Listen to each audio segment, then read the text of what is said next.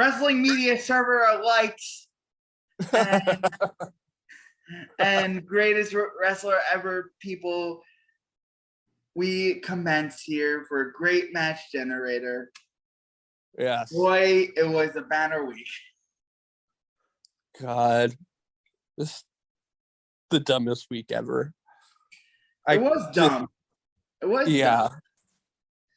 But we're not here to talk about that. That's the beauty of this show. Let's talk about good wrestling. Let's talk about good wrestling. And I actually took notes this time. Yeah, you know what? I didn't take many notes from Misawa Kobashi because it's like if I take notes for every match, that's gonna be a quick review. Then it would be the end of me. But I took detailed notes for the other three, and I didn't get much out of Takada Vader notes wise. Kobashi Misawa, it was my first time watching this Kobashi Misawa match, shockingly. Me too.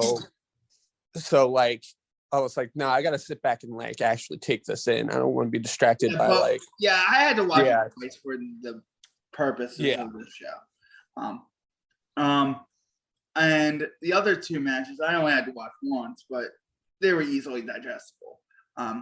But overall thoughts on this grouping of matches? The Japanese half was a lot better than the American half. I'll say that much. Yes, I would say so myself there too. But the American half was pretty good. Yeah, I mean, you got. I mean, each match has one of the best wrestlers ever in it. You know, and well, I guess one has two of the best wrestlers ever, depending on how you feel about that. I mean, Bret and Steamboat are my guys. Yeah. But it parallels to Steamboat and Luger was pretty good too, but we'll get to all of that.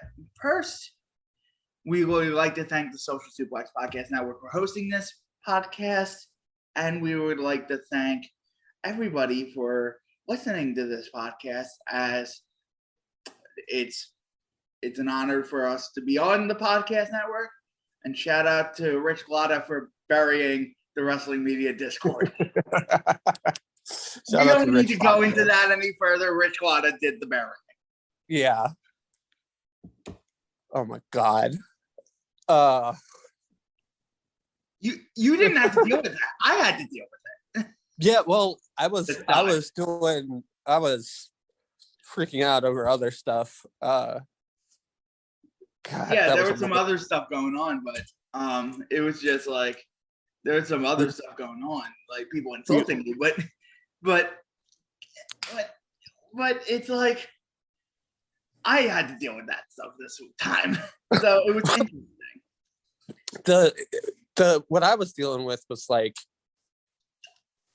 just Discord breaking. It was like, the Discord breaking on Wednesday night, thinking it was PWIND. I was losing my shit. I was like, did we get hacked? Did something happen? But they had an outage. Were we talking about the sleaze thread too much? Because we started that sleaze thread conversation, and man, Jimmy Valiant came up, and then that Discord was just down for hours. They said in total it was a 2-hour outage, but it felt more like a 4-hour outage. But yeah. But back to the wrestling. Yes. Let's go in year order. So we are going to 1987 to the most controversial match on this in terms of our takes. Bret Hart versus Randy Savage, and I alluded this in several chats on Discord. I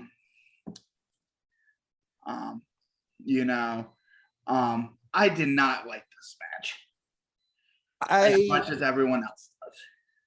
I wouldn't say I like disliked it, but like, man, there was so much dude, I forgot how overbooked this was. For some reason, I don't think I've watched this match since maybe Bret's DVD came out, so I guess I had forgotten some things. But yeah, there's a lot of shit going on in this match, and I don't mean that in a good way. No, it felt like overload. Yeah. And I'm like, does this matter? I get why Bret's a mid-card wrestler, Randy Savage is the main event wrestler. But when you have the commentary telling that Bret is as good as Randy Savage, let Bret show that a little bit. Yeah. Instead of all this shit with Jimmy Hart and a fucking megaphone and Anvil getting involved and some spot with Liz, like it's just a bunch of shit. Oh God. And then like it's just chaotic. And then you've got the selling was me. I'll give the selling very good by Savage. Yes. Okay, so here's a hot take. Vince McMahon fucking sucks on commentary. Oh, I can't. I thought Jesse was better here, but when you highlight Bret Hart is supposed to be this wizard at technical wrestling, and we see none of that, logic sort of goes into the end of me saying, "What is this technical wizard supposed to do?" Yeah. I think my biggest takeaway from this, also sidebar, Savage kicked out of a pile driver, so obviously he killed the business in 1987. But Bret kicked out of the guardrail bump, so yeah. It seems like there was such a low bar for like what was considered a good match on WWF programming back then, because like I get like you sit through fucking 20-minute, like those 20-minute snooze fests at the house shows, like you'd probably be happy to see Bret Hart versus Randy Savage. The problem is like, oh, they had a Japanese house show match in Yokohama in '94. Is that available? It is. It's on YouTube. You have to send me that. I didn't think that was available. I knew about it. It's on Roy Lucher's YouTube channel. You send me the link. I will send you the link because I like that match a lot better because it was simple, but it got the most out of both of their strengths. Yeah. It's, I guess, like, dude, like, I kind of think this is an even hotter take. I kind of think Savage versus Steamboat's overrated too. I haven't watched it in a long time. I think Savage Steamboat, it's basically Ricochet Ospreay for 1987. Well, I mean, but like, I don't know, Tiger Mask and Dynamite Kid exist. You know what I mean? Like they were doing their thing 5 years before Savage Steamboat. Like, so it's like, but it's not available to the masses. That's true. I don't know, but like Dave watched both. Then again, Dave watched both because Dave's a mega fan. Well, didn't Dave also give Steamboat Savage like 4.25, 4.5? Yes, he did. That's not. Let me see what Dave gave Savage Steamboat actually. It's just weird to me. Like I guess growing up, like watching like all those documentaries and stuff, and like listening to like, I don't know, Chris Jericho talk about the, like Savage Steamboat. It's like you think like it's 4.5 for Randy Savage Steamboat. 4.5. That's okay, but like, you know, like I don't know, you just think it's the greatest match ever, and like I don't know, it's just a good match. Like it's a really good match, but like I don't know, it's weird. I know what you mean, but for what that match meant, I think it brings it over the top. I think, well, and I mean, it gets the WrestleMania bump and everything. I get it. What did you give this match? 3.5. That's exactly what I landed on. I've been wavering on giving this match went from 2 3/4 in my head to 3 3/4. I settled on 3.5. It might be my least favorite 3.5-star match ever, though. It was absurd. To me, it was absurd. Yeah. If commentary sold Hart as a dastardly heel with no or limited skill, this would have worked better. That one nugget about Bret being technically as good as Savage, and I got trying to sell the strength of the performer, but at the same time, know the character, know that he's a dastardly heel. This was not bad, but not good bad. Yeah, it was good, but yeah, you know what I mean. I can't wait to watch that house show match. I'll send it to you after the show. But I just feel like they were trying to get so much in with the Honky Tonk Man. There was Brian Bosworth was there. Oh yeah, relationship dynamic. It felt overload. It was just it was chaotic. It was like I don't know. It was very 80s WWF, but like 80s WWF presentation of like two of the best workers ever. Like I don't know. It just fucked it up.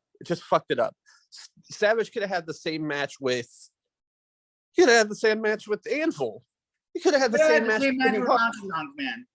Yeah, he could have had the same match with fucking Jimmy Hart. Like, who? Just it's not like Bret got to do anything. Yeah, Bret didn't really do anything in this match, and maybe that's my qualm about wrestling, saying, "Oh, he didn't get to do anything, so it's not good." But we like performers being extenuated for their positive side, and then being used for their ability. Yeah, and it's fucking Bret Hart. It's you know what I mean. Like that's what's so disappointing for me. Like it's one of my favorite wrestlers ever. One of the nicest guys I've ever met. Also, and a lot of people will watch this match with nostalgia-filled glitz because this was on the Saturday Night's Main Event in 1987. And well, like if you only watched, that was kind of I guess that what I was trying to get to earlier was like if you only watched WWF at the time. Like, let's say you started watching wrestling in like 1985 and like 85. Yeah, and you only watched the Fed, like, yeah, you'd think this was like one of the greatest matches ever, but it's just like, dude, like, I don't know, whatever. Let's get on to Steamboat and Lugs. This was the better match of the 80s matches. Yes. This held up. A simple story, done well. I almost went notebook on this match. I mean, I went 4-4, like 4-4 1/4. I went 3 3/4. Okay, I think I was a little higher on it, but like I also was kind of confused because like I didn't like them doing the. Okay, so the match. I'll explain to people. Luger was dating Steamboat, and then Steamboat snapped. That's the big story. The thing, like, okay, so Luger comes out. His music's awesome, by the way. And he's like, "No, this match isn't going to be a no DQ match." And I'm like, "That kind of sucks. That's like some WWE bait and switch shit." But whatever. And then. I just didn't like that, but like so they basically worked it like a no DQ match. A lot of it was on the outside. Was there a steroid chant early on in that? I didn't notice. Was the WCW chant pretty smart in 1989? Where was this? Baltimore. So like, oh yeah, this was smart WCW land. I would believe it. I think Meltzer was at this show. I'm sure Bruce Mitchell and them were. like Jeff Baldwin and them. Yeah, I think Yeah. those guys were at the show. Steamboat's selling is incredible here. There's is this the best Luger match ever? Ooh. Singles. Let me look on cage match for a second. I mean, I think cage match will probably rate some of the Flair stuff higher. Yeah. But like, I don't know. I would take this over any Luger Flair match I've seen. Let me see. Luger Flair, the War Games in '88. That's why I said singles, because I knew there's some War Games matches stuff. There's a triple threat between Luger, Sting, and Flair from that. I've watched that recently. That wasn't better than this. Luger Flair from '90. And then it's this match. Okay, so I think it's a fair take for me to say this is the Meltzer best. Rated it 4.25, by the way. So he's a long way.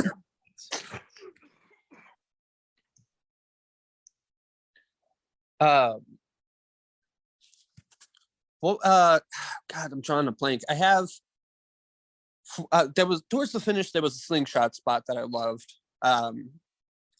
But what was the finish on this? It was, I have this, the alley-oop spot. Luger gets a chair. Steamboat flips Luger onto the ropes with the chair and then hits him with the chair and gets disqualified. Referee did not see the monkey flip, but he saw did not see the slingshot spot, but once the referee gets up, Steamboat hits him with the chair anyway. Yeah, I was like, God, this finish blows. Just give me a clean finish. And this is 4.5 probably. That's what prevented me from the post match. Bumped it up for me, honestly. Good simple booking. It bumped it up from 3.5 to 3.75. But that finish really left a bad taste in my mouth. Yeah, but I was so into it because, like, I don't know, I really love Steamboat. That was like in his selling. And Steamboat's performance here was very good. Yeah. Oh, an all-time Steamboat performance. Yeah. All-time Lex Luger performance. Actually, yeah. Lex. Okay, so Lex was like really good in 1989. Like he was out there having good matches with, like, you know, it wasn't just, you know, people always say like he only had good matches with Steamboat and Flair, and I'm like, no, he was like, there's a bunch of like 3.5-star matches with him in 1989 with like Tommy Rich, yeah. Who else was there? I mean, Pillman was still really kind of green in 1989, and him and Luger were having great matches. Yeah, the Pillman matches. Flair, Arn Anderson. Great Muta. Yeah, there's another one. Well, but you know, Arcade 89. It was rated 3.25. Muta's great, by the way, but that's I know you're KG Muta mark. But overall, I think this was a good Luger performance too. Luger just his awareness was very good here. Yeah. Jim Ross's commentary was very good too. It wasn't like he was trying to, he was extenuating the positives and hiding the negatives, which is a problem that WWE has, honestly, right now. Yes. You know, but you can't have, well, they fire all these talented people and then just have to put out whatever on their show. Like, whatever. That's why people were so mad at the Royal Rumble. It's like they fire all these talented people. They put out that Royal Rumble, and what did people expect? Oh, was it going to be good? So no, I mean, our whole Discord server, we watched it like with the joke, like, you know, we were expecting this to be a shit show. Like, we went into it basically thinking we were getting 2000 WCW. Unfortunately, this like No, stuff it is wasn't even fun bad. It was that it was the dreadful. problem. It was because it was so fucking long. They only had 6 matches on the show, yet it felt like 5 fucking hours. Yeah, oh god. Let's talk about happier wrestling. Vader Yeah. versus Nobuhiko Takada from 12/5/1993. This match was fucking awesome. This match rules. Vader, like, no offense to Takada. Takada's great. Vader is just like one of my favorite dudes ever to watch. Like, God, like he's, I don't know. I think he's the best. So natural in this. I think he's the best big man ever. People can argue with you. Huh? I wouldn't argue with you. Yeah, he's so fucking good. Like his audio works better than Taker's, and people would say Taker's the best big man of all time. Yeah. Oh yeah, it's way better than Undertaker's. Like, in Undertaker, the thing is, Undertaker couldn't. I don't think Undertaker could like do a match. Go have. I mean, he kind of tried it when he went to like the biker thing, and was like, he kind of tried to do some MMA stuff, but like, it was never this good. I'll tell you that. I don't think he'd let someone work this stiff with them either. No. This was stiff. Crowd was hot for everything. The Vader was just ragdolling Takada. Oh yeah, he was, dude. This, oh my god. I love watching Vader. I wanted to watch I almost watched like a bunch of his matches where he was teaming with Bam Bam too, but yeah, Vader, god, this match was good. Did you like, I was watching it and it felt like this was like a big inspiration for some of Danielson's matches, like oh yeah, like the Samoa Joe matches and the Morishima matches specifically. Oh yeah. Oh, sure. What did you give it? I gave it 4 1/4. I went 4.5. We're sort of on the same wavelength. Yeah. Vader, I give an extra little bump for Vader, I guess. I think the side control periods were very interesting. I thought this match was very interesting. Yeah.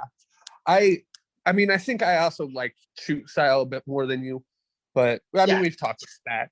But yeah, even though some of my if you look at the spreadsheet, some of my highest rated matches are shoot style. Next week we got 2 shoot styles, don't we? I think we do. Let me look on the yeah, we do have 2 shoot styles actually. Grapple fuck, baby. Grapple fuck indeed. Let me.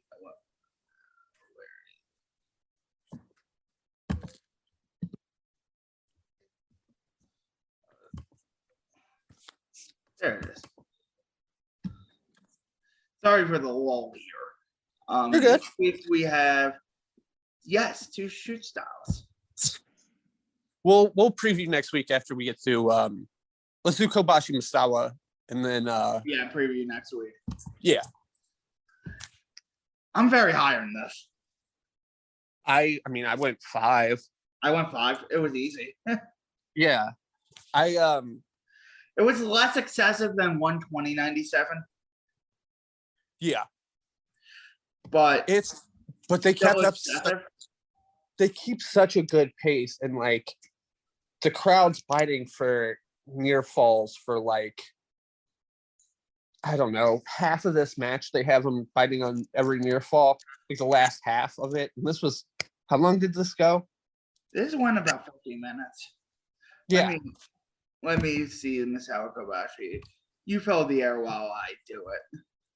I just couldn't believe the pace they kept in this. Like because like I looked at it and like I don't know, I saw the video was like damn near an hour long. I was like, oh man, like this that kind of sucks. Like, because I don't really like longer matches. Some like long matches for me go one of two ways. They either suck or they're fucking awesome. They went 43-29.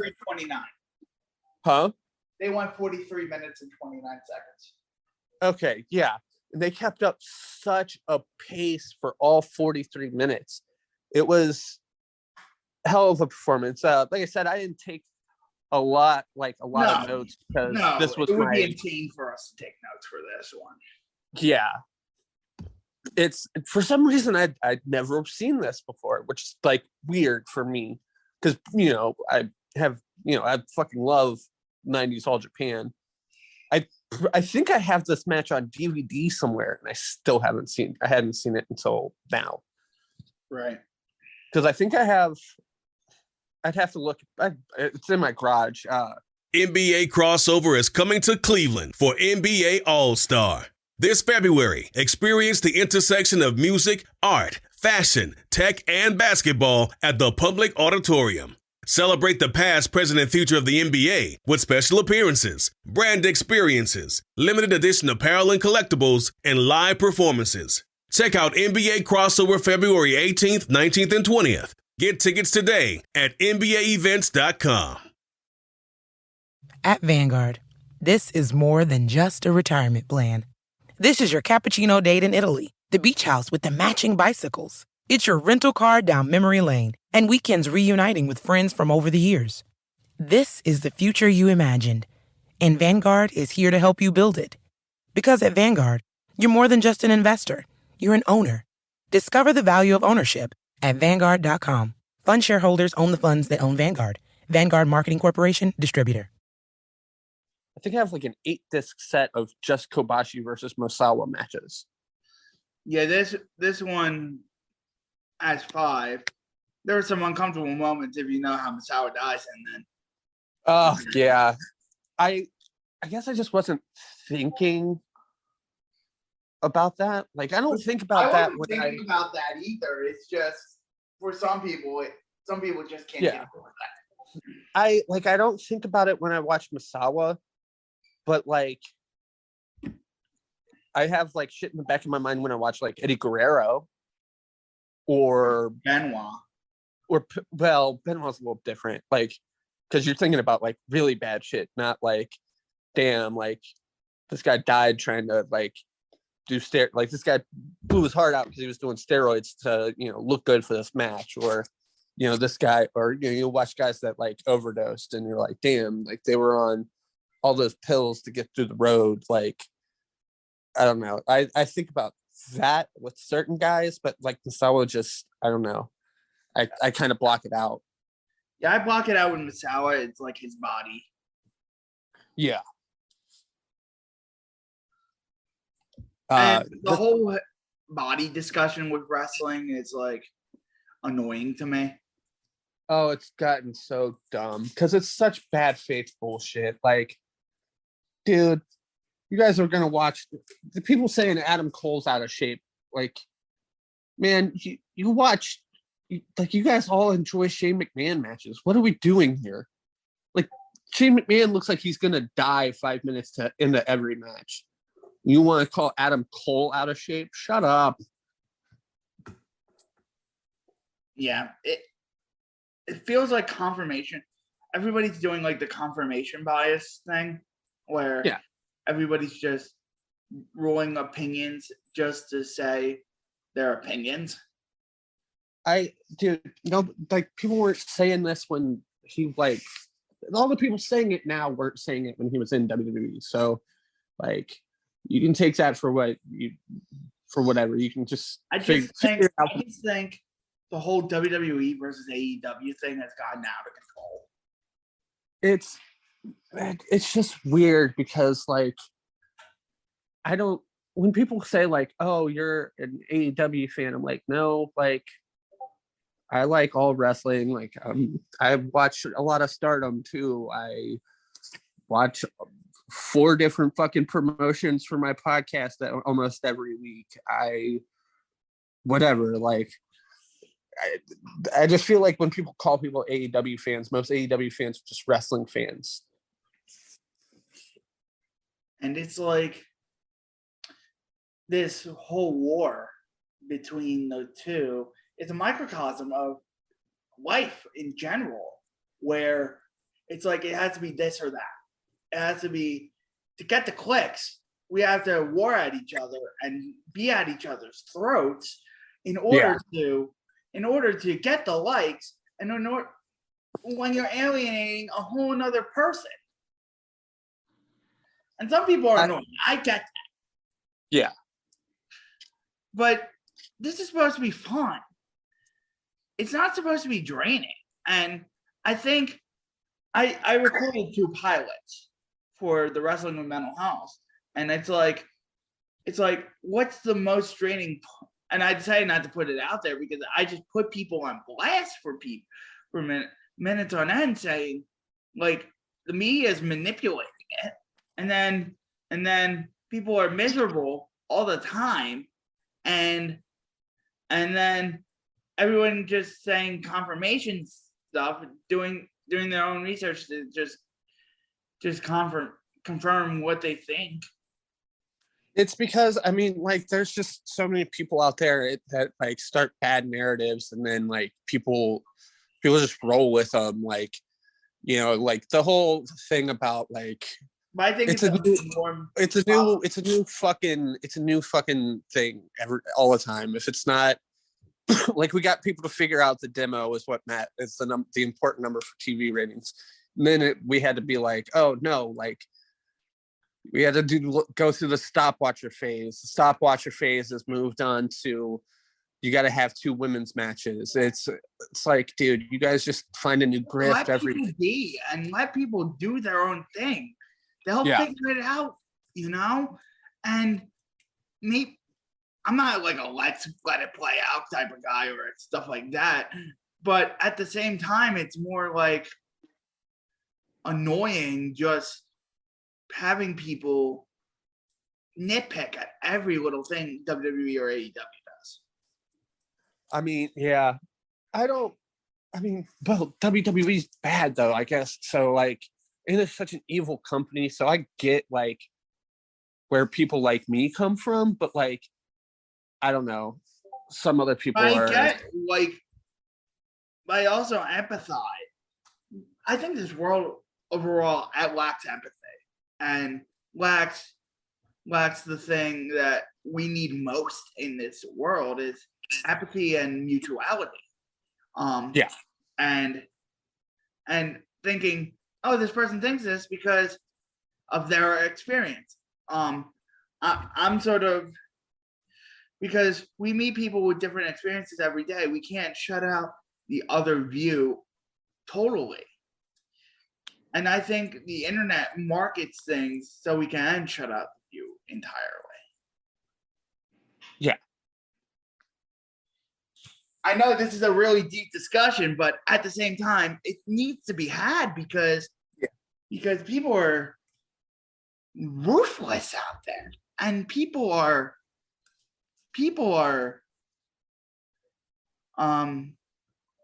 terrible.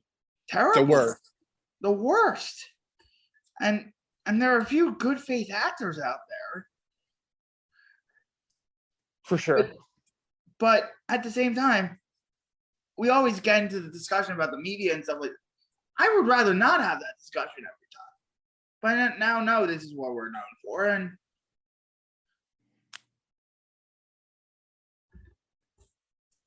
this is stuff we should talk about. And it's stuff I used to talk about on Spaces a lot, but like back before Spaces got ruined. Defund. Everything's gonna get ruined. It's the internet, man. Yeah. Because everything's marketed towards something.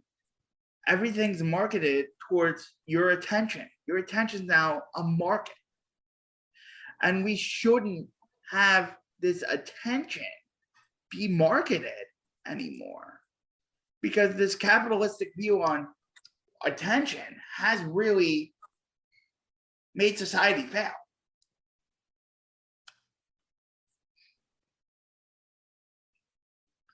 I know we got really deep there, but yeah.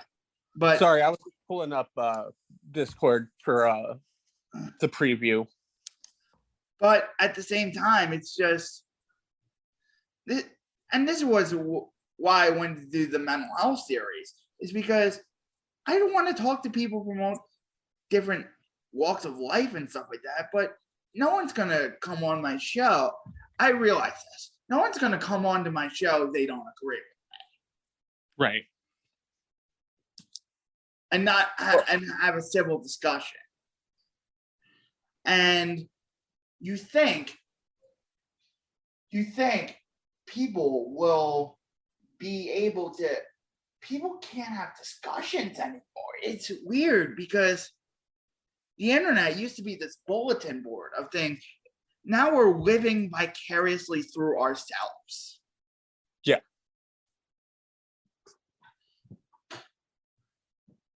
You know, especially our generation and the generation after us. The kids who are growing up, they are living in a generation that's more ruthless and more capitalistic over the ideas that you have, and I shouldn't have gotten onto the diatribe on a wrestling podcast, but this is how I feel. Yeah. I just don't let the internet stuff get to me, like, unless it's like directly at me or like my friends, then yeah, I'll, fight back on someone, push back on people. And, you've seen it. And I do it for anyone that's, any of my friends or anyone that's like, for sure, anyone on the Discord, for sure, any of my mods, but like, I don't know. I don't let it get to me too much. Twitter's not real life, bro. Like, yeah, Twitter's not real life, and people need. I probably would delete Twitter if I have to keep my DMs open because whatever you guys can figure out what I keep my DMs open for, scoops and things. But like, I have Discord, and that's a much healthier place because it's all like-minded people that are all good, and it's better it's moderated better because I can moderate it. You can moderate it. You know what I mean? You can just kick someone out. It's not like Twitter where like. But Discord's going to start becoming a place where a bunch of trolls are going to come. Discord has started to become a place where trolls are coming. You can't. If you like, I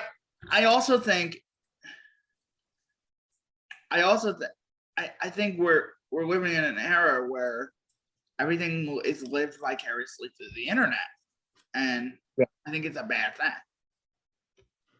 It's not real life, and we got to stop and smell the roses sometimes and say, this is a problem. And this whole wrestling media thing is a microcosm of it. We could talk about this in politics even, but I'm not going to go down that rabbit hole. No. Absolutely shouldn't. But you saw how pissed I was getting over stuff the last couple episodes, and I realized it's not real life. I realized that, and we were joking about the wrestling media server. I was angry about it at first, but then I realized, it's not fucking real life. This person doesn't fucking know me. But how many people did he get in that server? He got like 15 people. He got Brandon in. He got a decent amount. Brandon Thurston. Fuck me. No. He basically added. He basically added. How does he get? How does he get? Suplex and Voice of the Wrestling contributors. He added the Social Suplex people as a I know- decoy, but he really wanted to voice the wrestling people because he wanted to get a screenshot of something they said. He's so obsessed. Man, how does he get Thurston in there? And we have a whole thread basically dedicated to Brandon Thurston on my server, and I can't get him. That sucks. I've talked to Brandon Thurston. That's my guy. Dude, he's the best. He's the best guy in the media. He is the best. He's one of the best people in the media. Like, I'm sorry. It's just, and the people calling out this wrestling media stuff, like Brandon, and I know you're not a big fan of Rich and Joe, but I'm a fan of Rich and Joe. I like Rich and Joe. I like Rich and Joe. I don't want people to think just because I've distanced myself from Voices of Wrestling because I have my own Discord and I can't like be on other ones all that often.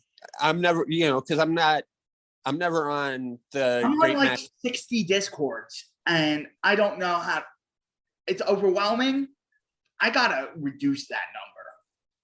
I don't really post in Social Suplex unless I just want to make a joke with Rich. I'm not really in Voices of Wrestling anymore. I'm not busy. I don't do much on the Greatest Match Ever one. I don't do much on Between the Sheets either. I just mine's so hectic that right. You're a mom,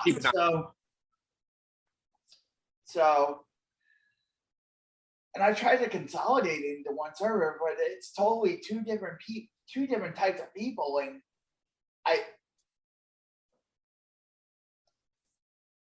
Well, you gotta think a lot of the people on my server, like Yano fan, for instance, like he didn't have Discord before I started mine. But so there's like a lot of people on there that are on there for the first time. Like Wizard of Wrestling, he joined yesterday.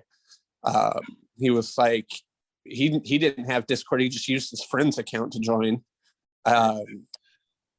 Sometimes, and I don't want Yano fan to take this the wrong way, sometimes it's like, are we posting for the sake of posting on Twitter? He's just on there making jokes. I get it, but at the same time, he got so many likes. I'm like, it's not jealousy. It's more like a microcosm of things. Yeah. Well, you know what I mean? It's not jealousy that my stuff that's pretty insightful doesn't get that many likes, but like my Women's Royal Rumble tweet only got one like, and it was Rich Lava. I didn't tweet much during the Rumble, so I wasn't on because I said, tweeted after the Rumble. I tweeted my thoughts on the Women's Royal Rumble. But we're all addicted to this concept of Twitter and stuff like that because we're all performing. And I thought I had notifications set for your tweets. That's weird. I gotta change that. We're all performing for social media. I agree with what Bo Burnham said in Make Happy. Like social media was a response by the market for the generations yearn to keep performing. Yeah. I think Bo Burnham is probably the most brilliant person right now because he sort of encapsulated the idea of this whole thing. And there are some other philosophers and stuff like that I listened to. I listened to a podcast with Bo Burnham and Douglas Rushkoff today from 3 years ago because Burnham hasn't done any interviews since Inside. But it's sort of, you can see my cynicism with all this. I wrestle with it. because I strive for real life interaction because I work in mental health. I work in like I put myself out there too much to a fault in my work and in my online persona that it just seeps out there and I think this conversation needed to be had, and I'm glad we're having it today on this podcast. Yeah. I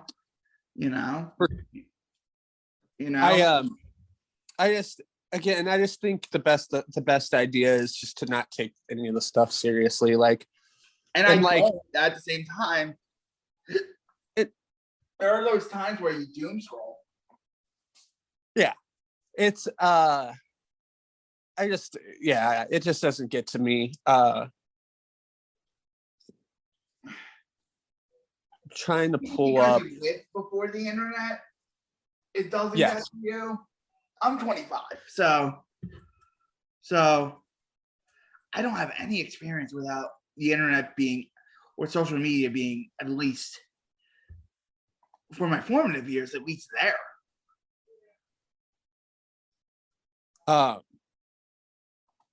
Sorry, I'm getting distracted. I pulled up the matches for next week. Yeah. But Misawa Kobashi was 5 stars. Oh yeah. We really didn't miss much. It was a full court press by Kobashi and then Misawa with the comeback. Yeah. It's sorry we didn't get into wrestling analysis today. We did, but we didn't. Yeah. It was sort of meta.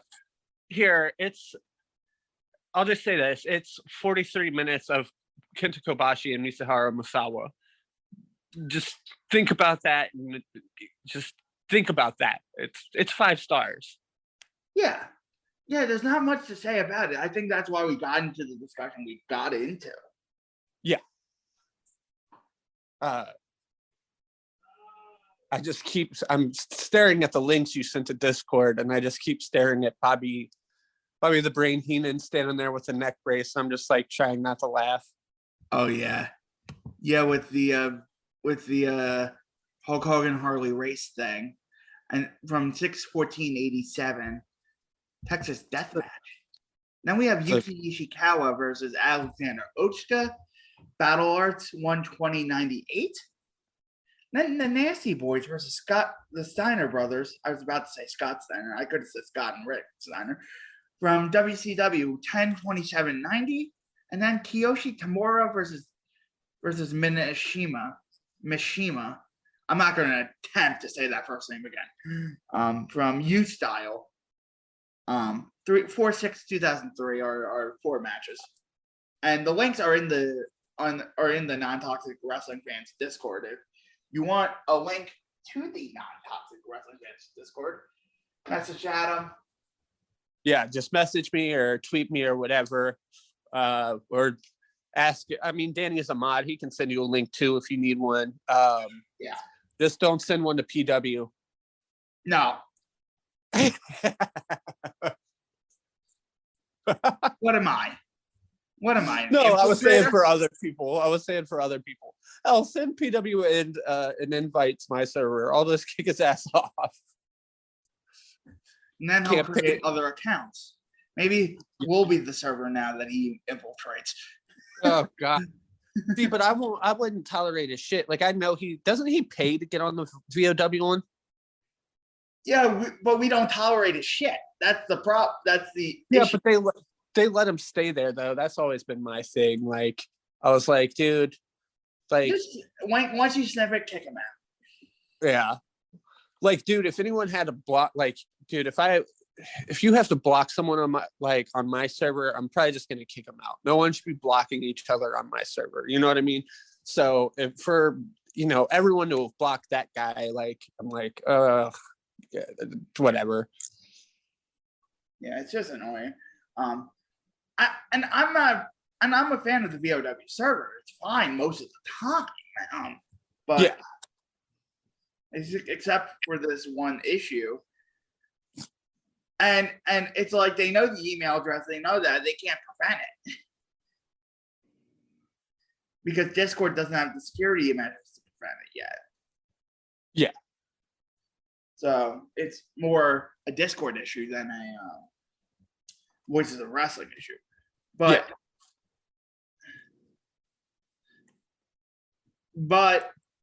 I think that'll do it for us. Plugs.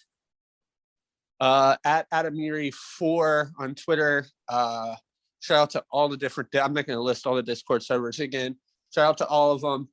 Let's avoid the great Discord crash of 2022. Let's never have that happen again. It was a bad day for admins everywhere. Yeah, that's all I got. Thank you for listening, everyone. DJZ Kooks on Twitter.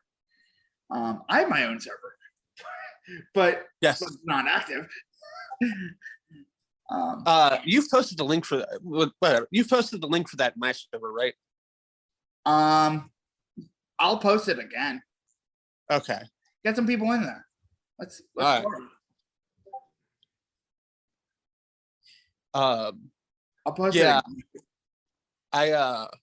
It's weird for me. I should be in yours more often, but I should be in the social. Shout out to Social Suplex. I should be there more often too. Yeah, because we do have our own dedicated thread in Social Suplex and in your server.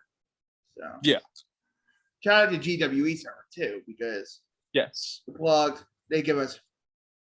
Steven's a good guy. We're gonna hopefully do a voice.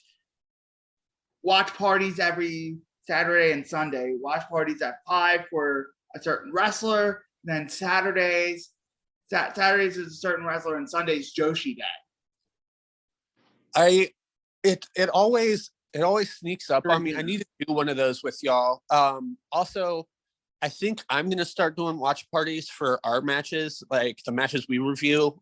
That would actually be helpful for me because to watch it with other people and yeah, maybe I'll try it out this week. Try it out this week, yeah. I didn't know how to stream until recently. Oh, I knew how to stream. It's just yeah. Again, the internet's a blessing and a curse. Yes. I think that's the point of my whole diatribe was. The internet's a blessing and a curse. Yeah.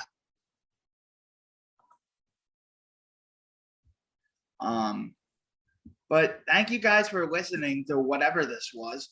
And you have a good day and enjoy the outro music. Yep.